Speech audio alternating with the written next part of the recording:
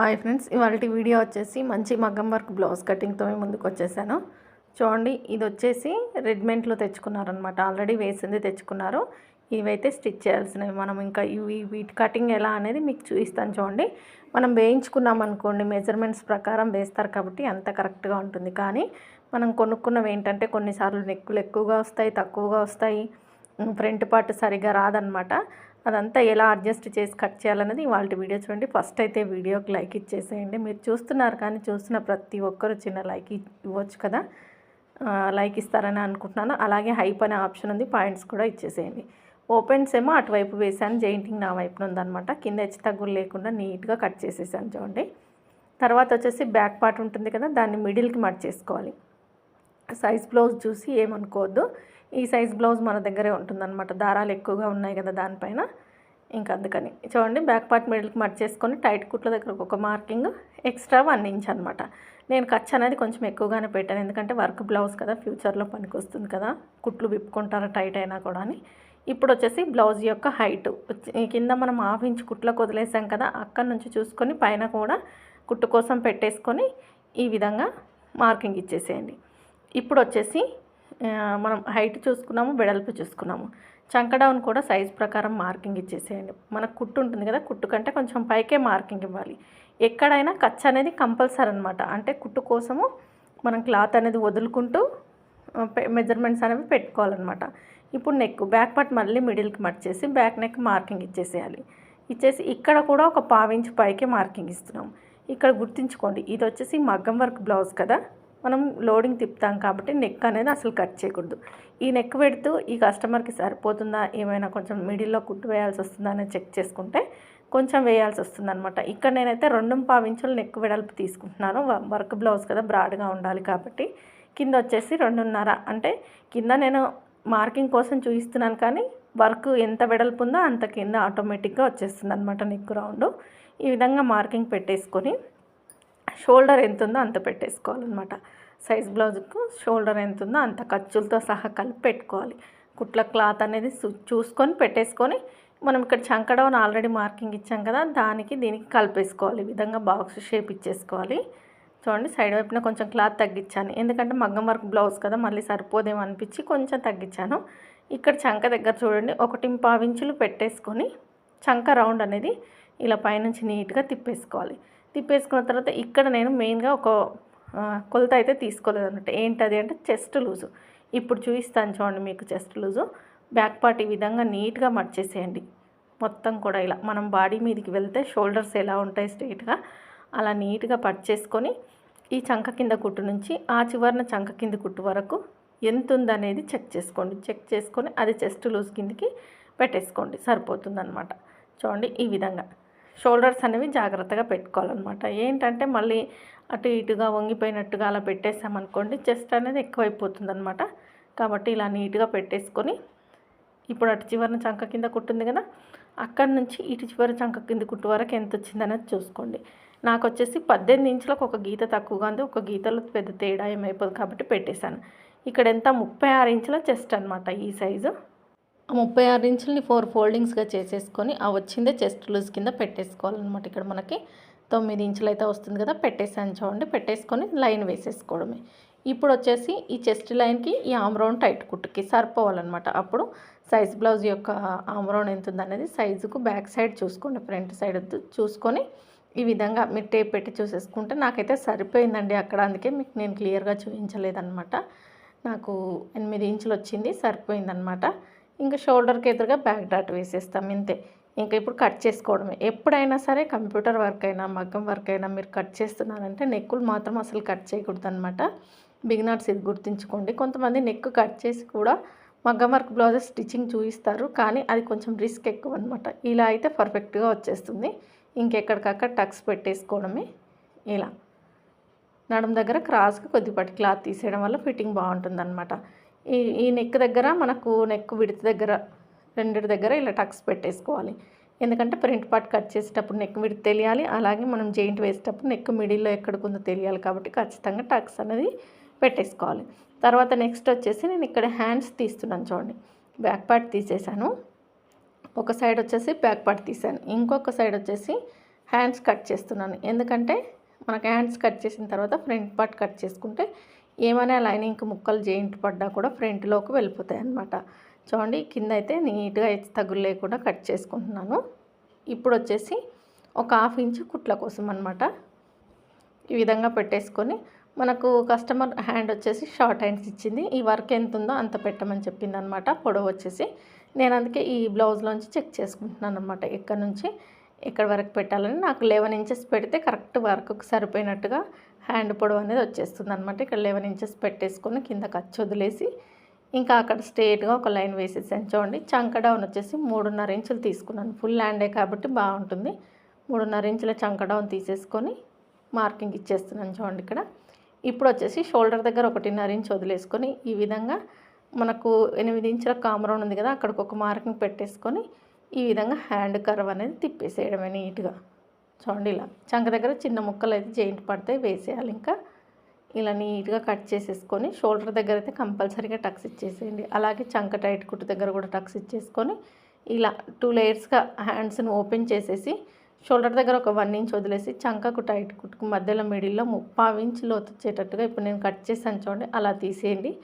ఆ తీసిన పార్ట్ మనకు ఫ్రంట్లోకి రావాలన్నమాట హ్యాండ్ జాయింటింగ్ అప్పుడు. ఇప్పుడు మిగిలిన క్లాత్ని ఈ విధంగా నీట్గా సెట్ చేసేసి బ్యాక్ పార్ట్ తీసేసుకొని ఫ్రంట్ పార్ట్ కోసం మార్కింగ్ ఇచ్చేసేయాలన్నమాట. ఇక్కడ వచ్చేసి చూడండి ఓపెన్స్ ఉండే సైడ్ చంక వెళ్ళేటట్టుగా వేస్తున్నాను ఇక్కడ నేను. ఇప్పుడు వచ్చేసి మనం నెక్ విడ్త్ ఆల్రెడీ టక్స్ ఇచ్చాం కదా, అక్కడికి మార్కింగ్ పెట్టాలి. చూడండి సైడ్ వైపున మొత్తం బ్యాక్ పార్ట్ ఎలా ఉందో అలా మొత్తం కూడా నీట్గా మార్కింగ్ ఇచ్చేసి ఇంకా ఈ బ్యాక్ పార్ట్ తీసేయాలన్నమాట. ఇక్కడ నెక్ వచ్చేసి చూడండి ఈ విధంగా నేను పెట్టేశాను, కానీ సైజ్ ప్రకారం మళ్ళీ పెడతాను. ఇక్కడ ఆమ్ రౌండ్ దగ్గర వచ్చేసి 1/2 ఇంచ్ లోతు మార్కింగ్ ఇచ్చేసాను చూడండి నీట్గా. ఇప్పుడు వచ్చేసి సైజ్ బ్లౌజ్ యొక్క ఫ్రంట్ హైట్ అనేది చెక్ చేసుకోవాలన్నమాట.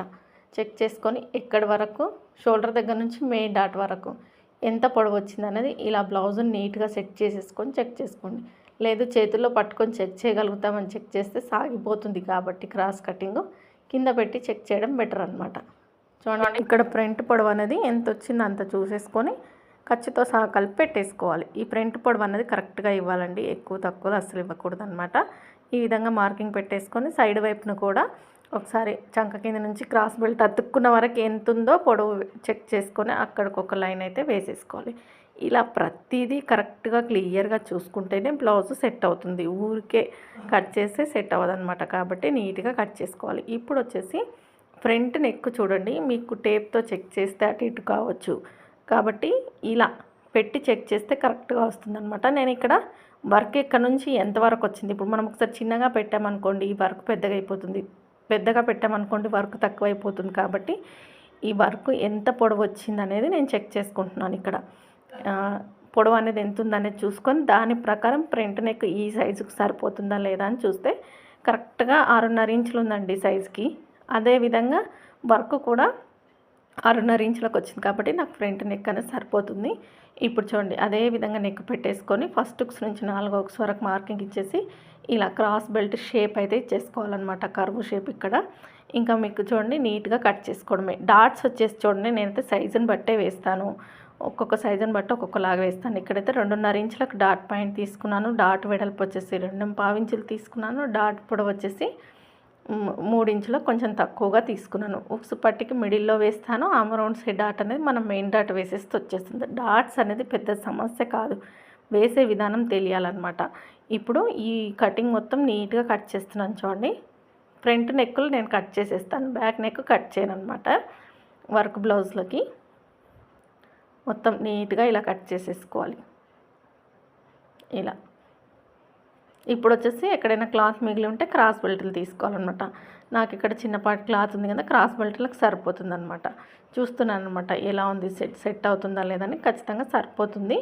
ఇంకా ఇదైతే క్రాస్ బెల్ట్లకు అయితే పెట్టేసుకుందాం. ఇంకా ఇప్పుడు క్రాస్ బెల్ట్ సైజ్ బ్లౌజ్లోంచి క్రాస్ బెల్ట్ తీసేసుకొని అసలు ఒరిజినల్ ఎక్కడికి ఉంది, ఖర్చు ఎక్కడికి పెట్టుకోవాలనేది చూసుకొని ఒరిజినల్కి 1 ఇంచ్ యాడ్ చేయాలన్నమాట. ఖర్చు కోసం 2 సైడ్స్ స్టిచ్ పడుతుంది కదా క్రాస్ బెల్ట్లకు, మనకి స్టిచ్ కోసం 1 ఇంచ్ యాడ్ చేసేసి యాజ్ ఇట్ ఈస్గా కట్ చేసుకోవడమే అనమాట. ఇలా సైజ్ పెట్టేసి నీట్గా చూస్తున్నారు కదా, క్రాస్ బెల్ట్లు కూడా రెడీ అయిపోయి.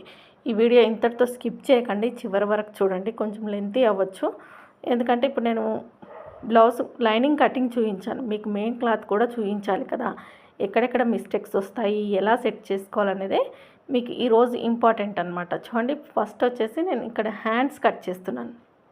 హ్యాండ్స్ అనేది ఒక దానిపైన ఒకటి పెట్టేసి నీట్గా సెట్ చేసుకొని కట్ చేస్తున్నాను. ఇక్కడ మీరు ఒకటి గమనించాలి, ఒక సైడ్ ప్లెయిన్ క్లాత్ అనేది ఎక్కువగా ఉంది, ఒక సైడ్ తక్కువగా ఉంది కదా.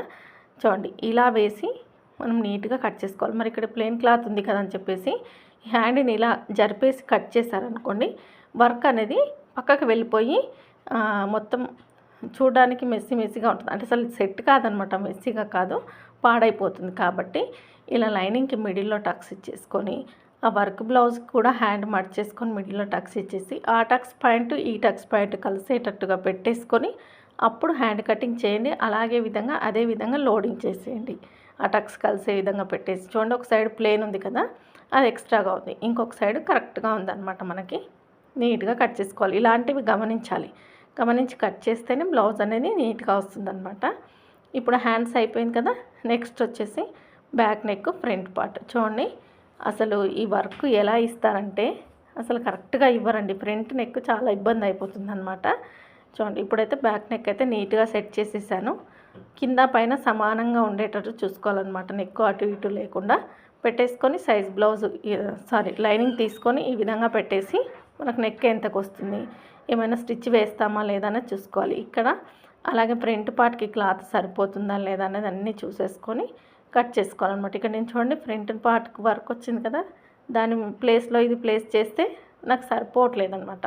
మరి ఎలా కట్ చేయాలి ఏంటనేది నేను ఇప్పుడు చూపిస్తాను. చూడండి, మీకు ఇది ఫ్రంట్ పార్ట్, మనకి వర్క్ ఉంది ఇక్కడ కాబట్టి ఈ విధంగా పెట్టేసుకొని ఫ్రంట్ పార్ట్ని ఇక్కడ మనం ఎక్కడ క్లాత్ అడ్జస్ట్ చేయాలని మీకు చూపిస్తాను. చూడండి, చిన్న ఇలాంటి టిప్స్తో కట్ చేస్తే ఎలాంటి బ్లౌజ్ అయినా ఈజీగా కుడతారనమాట.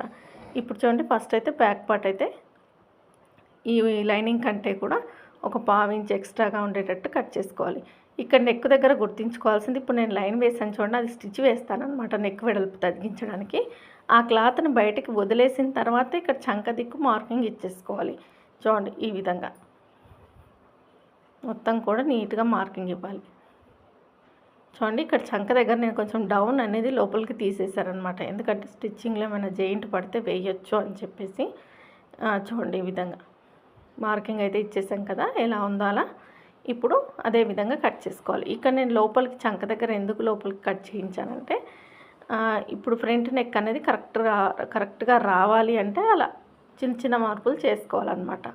ఇప్పుడు ఈ లైనింగ్ క్లాత్ పైన మెయిన్ క్లాత్ పైన లైనింగ్ క్లాత్ పెట్టేసుకొని నీట్గా కట్ చేసేయడం. ఇక్కడ మూల దగ్గరకు వచ్చేసరికి చూడండి, కొంచెం క్రాస్గా ఇచ్చేసి కిందికి కట్ చేశాను అనమాట.